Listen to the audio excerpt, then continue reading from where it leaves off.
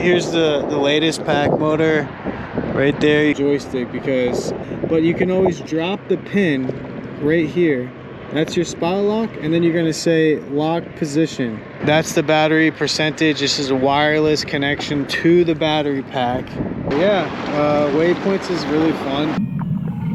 Hey guys, this is Matt with PacMotor, and like I said, I'm out here giving a demo of the spot lock feature. So when you get a chance, check us out at PacMotor.com. So it's a pretty windy day. I'm out here, Caloosahatchee River. There's 41 right there. So I wanted to show you guys how we have a new update on the maps as well. So if I go to spot lock and I zoom out a little bit, you can see here's the road right there. Okay, so now we're using the Google Maps hybrid, where you can actually see the water line and everything a lot better. So I figured this would be much better for the actual use case of the app. So let me demo how spot lock is going to work. So first, let me open Joystick, because I figured this would be a really good visualization of how spot lock will work. So you can see there's a piling over here. So let me go to this pole marker. We got some pretty good waves coming in. So from right to left. So I'm gonna kind of position myself as if I was gonna be throwing an anchor or tying up to this pole. But we're gonna do it virtually with spot lock. Okay, so I'll go back to spot lock. You see that pole is right over there. What I'll do is open up spot lock, wait for the GPS to get my final location, and I'll zoom in and I'll see, there we go. See, I had to pop over for a second. You always wait a second. Okay, so you can see there's a pole right here on the map. Hopefully you can see that. What I'm gonna do is you can hit reset pin. It's always gonna put it about 25 feet out, but you can always drop the pin right here. That's your spot lock, and then you're gonna say lock position, and then you can increase the green zone. And so what it's going to do is now it's going to line me right up with that pole.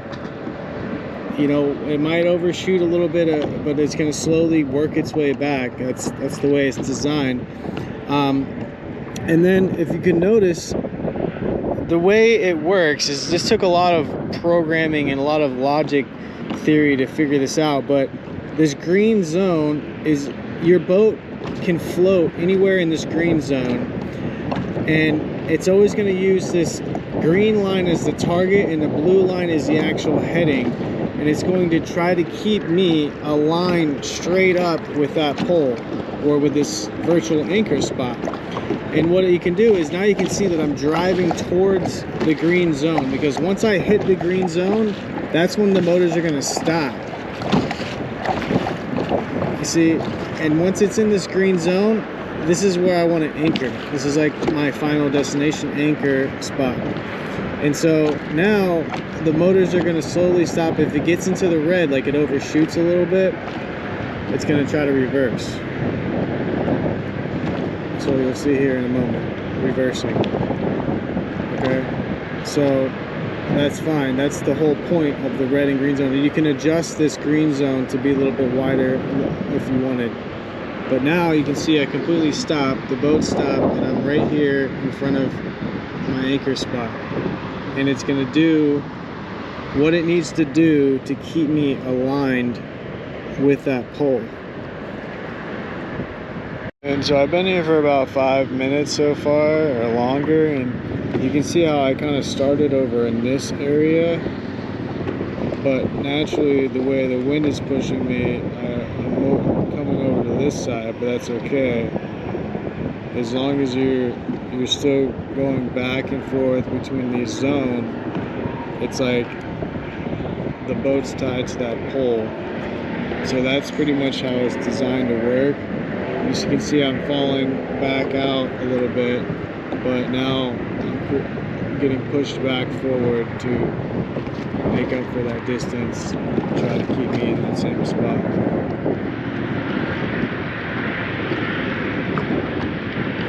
Okay, so the feature, I've had it running now for like 15 minutes, and it's working really well. There's maybe a slight improvement, but I'm going to try to make a settings adjustment for this, because what it tends to do is as I get blown back, I kind of creep back out of the green zone and then it drives me back forward. So I kind of get this like back and forth type motion. It's not too bad though. I think it's probably kind of normal. But it would be cool if I could make it even more adaptive, where maybe it does that back and forth motion like 2 or 3 times, and then where it finally figures out, hey, maybe I should at this certain point apply more power forward. But then again, weather conditions change, so it's kind of hard for it to do that. So I'm going to think about ways to improve this, but right now this is how it's working. It took a long time to get to this point, so I'm pretty happy with it. I'm just going to do some more testing and then release it to you guys. So here's the latest PacMotor right there. You can see we have the heat sink. Oh, I got a lizard on the boat. And then we got the motors right there. I don't know if you can see into the water, the blue ones. Those are the new thrusters. They're really nice. So yeah, so it's just under full control on autonomous mode right now. Let's see, it's going to start driving me forward because I'm a little bit out of the circle, so you guys will be able to see this. And then you can see where I'm at. I'm just right off the edge of the bridge. There's a lot of wind that comes whipping around here. So I'm kind of anchored up like this. But yeah, it's really cool. It's working really well. And I know I've talked about this many times, but this green zone, you can kind of float anywhere in this green zone and always facing towards the anchor where you ever drop your anchor. And then this blue line is like my current heading, and that's going to try to recorrect and always try to aim towards the center and do the best it can. So yeah, check us out at PacMotor.com.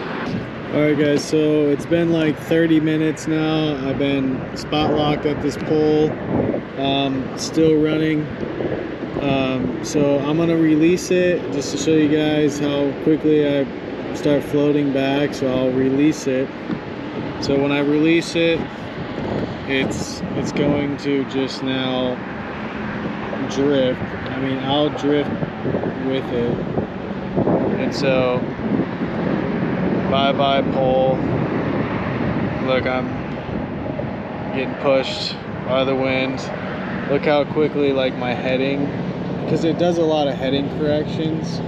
So look how quickly the heading correction just turned away, and then now I'm getting several more feet, probably 40 more feet away from the position. It's pretty windy out today. So it was a good time to demo this, but since I'm out here, look, you know, I'm floating way away from the circle now.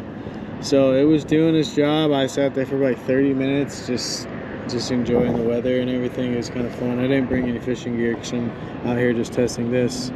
But so now we can close spot lock and we can go to something like Waypoint navigation. And then so this one, I made this little expand here so that you can close the menu to get more room to see how you want to like set up your navigation. And so what I can do is, let me put a couple places in, like let me drive to here, then to there, and then to here, and then back to there, just for a quick little route. So I set that up, then I hit start navigation. It's going to turn me right to the right. And I'm gonna head out. And so right now it's at 50% speed, so let me crank it up to 100. And then there's this tolerance here where you can adjust the tolerance of each waypoint.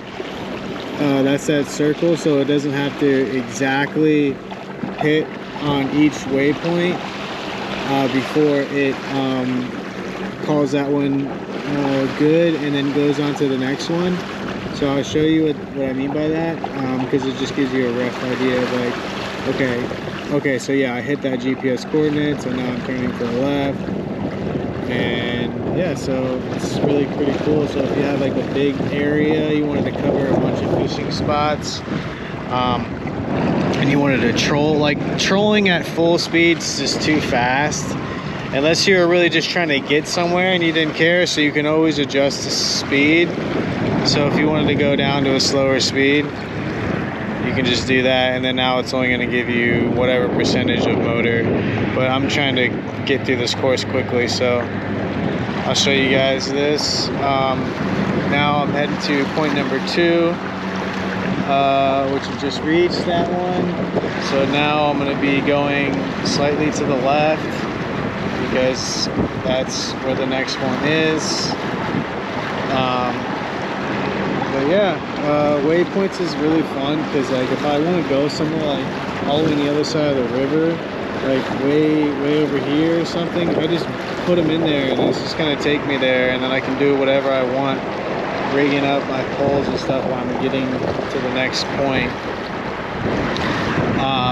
And then here we go. I'm about to be on number 3, and then back to number 4, and then it'll be the end.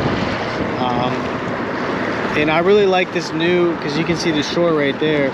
I really like how we're using this new maps, because then you can actually see what the water line is, as long as it's not high tide or low tide, where it can throw it off a little bit, but not too much. But that is way better. And I will record this for a second, just so I can put it on the video. And here I'm about to finish the route right now, and if I open this up, route completed 100%, and then you pretty much end right there. So let's clear all, and yeah, that's the Waypoint navigation, which is very dialed in. This wasn't as hard to develop as a spot lock, because there's not as much algorithms involved, but it's still took a lot of work, and I'm excited to release it to you guys. And then you guys know about heading lock is basically just cruise control, but with direction steering is involved. It's auto wired, so it's going to keep you dead east, or wherever way you're trying to face. So if you wanted to turn to the right, if I wanted to go towards that pole, I can actually turn it, and then it's going to try to now correct me and then keep me directly. I don't want to scare that bird out, so I'll stop. And then I'll go back to joystick, and then he almost flew away. But I won't make him fly away. Alright, so that's it for right now. A lot of cool stuff. Oh, and battery's really cool. I'm still at 64%. I've done testing for the last 3 days, and I've used the same battery. I haven't even charged it. But that's the battery percentage. This is a wireless connection to the battery pack of what percentage your battery is. But the cool thing about it is it doesn't go directly to the battery.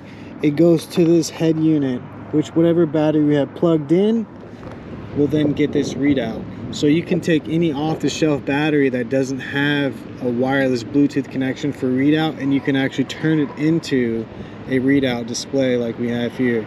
Because this is what's cool about the PacMotor. This is getting this data through PacMotor, because the battery is plugged into PacMotor, and then PacMotor is then sending that signal over to the app. So you can turn any of your batteries. So if you have a battery you bought off of Amazon and it's a 4-cell lithium, or a 4-cell lithium ion, lithium phosphate or lithium ion, we have the 5-cell lithium phosphate, which gives you the 16 volt. But you can choose which battery you have, and then it'll give you the display of how much battery life you have. So I think that's really cool. That's something that you can only get with PacMotor, unless you buy a battery that has that capability. But PacMotor allows batteries that don't have that capability to actually get that. So Yeah, so that's it. So check us out at PacMotor.com to reserve your latest pack motor with the blue thrusters, the upgraded thrusters, and the GPS capability. Okay, the last thing I wanted to show you guys before you do any of the navigation features, spot lock or waypoints, you need to make sure your compass is calibrated. So you open up compass calibration, it's going to require a GPS lock. And then I can zoom out a little bit, and the best way to do compass calibration is to simply take the front of your boat and aim it toward a structure that you know you're aimed at. So right now I'm aiming right directly towards this road. Then you look at the map and you're like, oh, I'm aiming right at the road, so that means I should be aiming, well, now I'm drifting a little bit, I should be aiming at the road. And if you're not, then all you do is you use these buttons here to correct it. See how I'm turning it? You would say, okay, I know I'm aiming right at the road, so let me turn this right into the road. Once that's locked in, then you hit save calibration, and now you're calibrated. So it's that simple. It took me a while to figure out the simplest way to do it, but the best way is to just look at a structure. So wow, look at all these crashed boats here. This is all from hurricane damage and it still hasn't been fixed yet.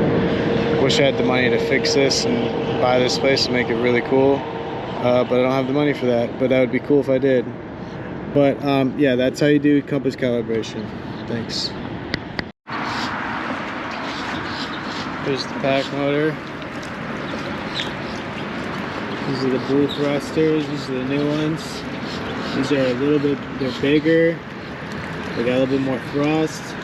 They got more durability, a little bit bigger propeller. The best thing about them is the durability for freshwater and saltwater. Got internal sealing and a lot of cool things about them. These custom built pack motor thrusters are only available for pack motor themselves.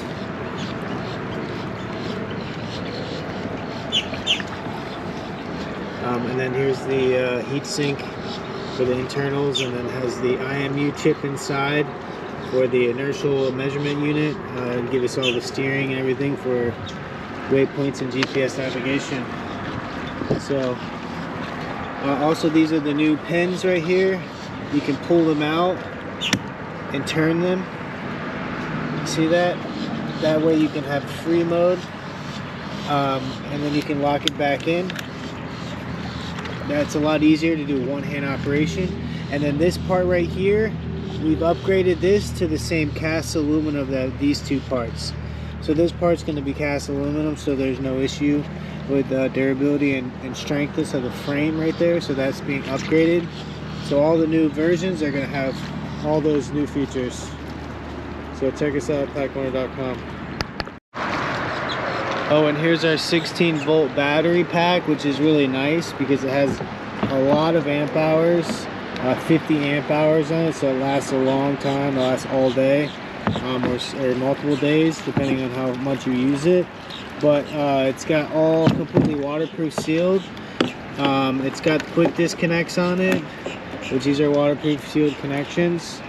And then it also has this little, if you don't have the app and you just want to check your battery voltage real quick, you just press this button right there. It says 16.4 volts, and it's still at 100%. And so that's really cool. And then the handle about it makes it real easy to carry. It weighs about 15 to 17 pounds. But it makes it real easy to carry.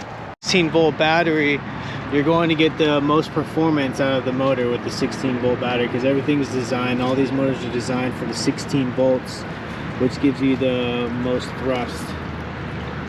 So yeah, and then when I want to remove pack motor, it's super easy. I just usually do it either pull the kayak up and then do it, but sometimes I do it before. So you kind of just unhook the two straps, and it folds up, and then you can just try to do this with one hand. pull the strap hook from the bottom, and then it's folded up. That's why I call it PacMotor, because it packs up like that, and then boom, it's off. Very simple.